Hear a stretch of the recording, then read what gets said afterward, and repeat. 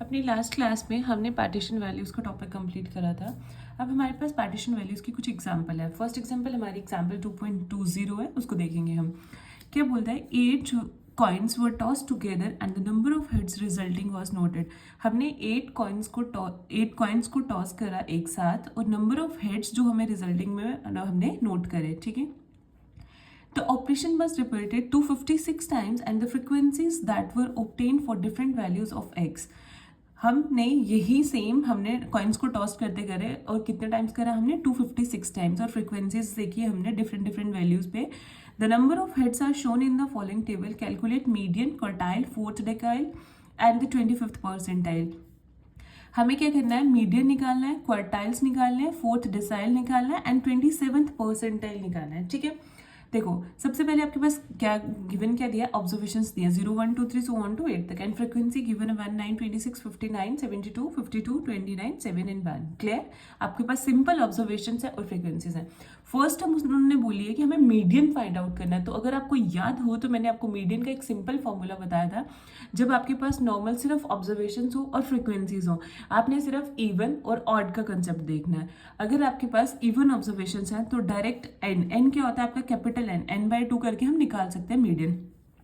लेकिन capital N उस time पे आपके पास क्या होगा, फ्रीक्वेंसीज का सम। तो आप फ्रीक्वेंसीज का सम करके डायरेक्ट n/2 करके हम मीडियन निकाल सकते हैं। देखो कैसे।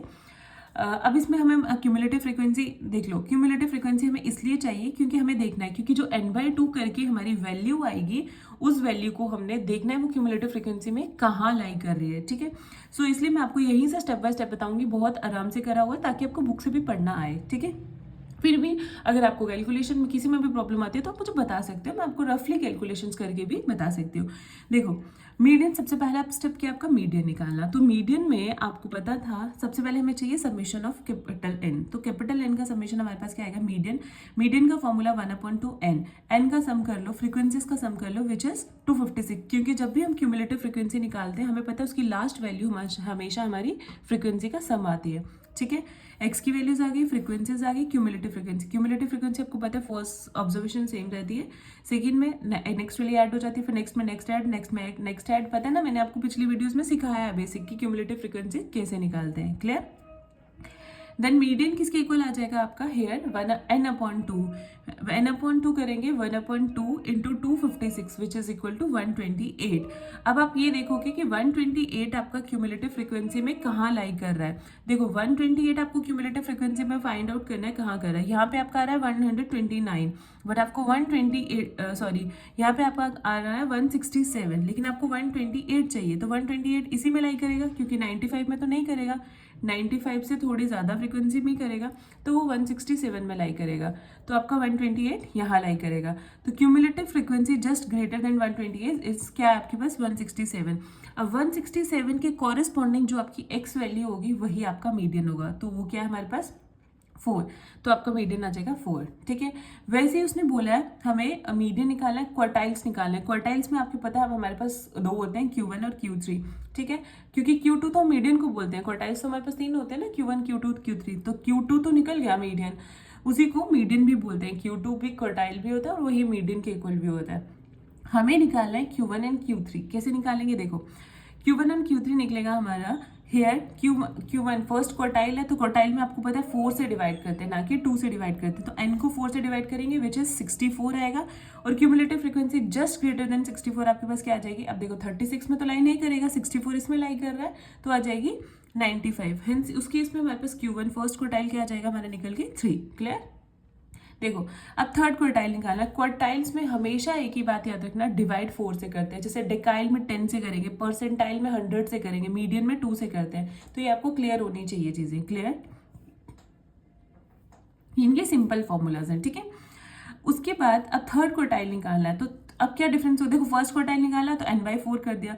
अगर आपको थर्ड क्वार्टाइल निकालना है तो 3 से मल्टीप्लाई कर देनी है, लिखना वही n/4 है, बस 3 से मल्टीप्लाई। ऐसे ही अगर आपको डेकाइल में निकाला तो फोर्थ डेकाइल निकाला है तो 4/10 से कर देनी है। सिंपल D1 निकाला है तो वो आप 1/10 करके करोगे। ठीक है, तो थर्ड क्वार्टाइल निकालना है तो 3/4 इंटू n, मतलब वही तो वो आ जाएगा आपके पास 192 और cumulative frequency just greater than 192 आपके पास क्या आ जाएगी आपके पास just greater than 192 that is 219 और 219 के कॉरेस्पॉन्डिंग एक्स ऑब्जर्वेशन 5 है तो आपका Q3 जो है वो 5 निकल के आ जाएगा। क्लियर।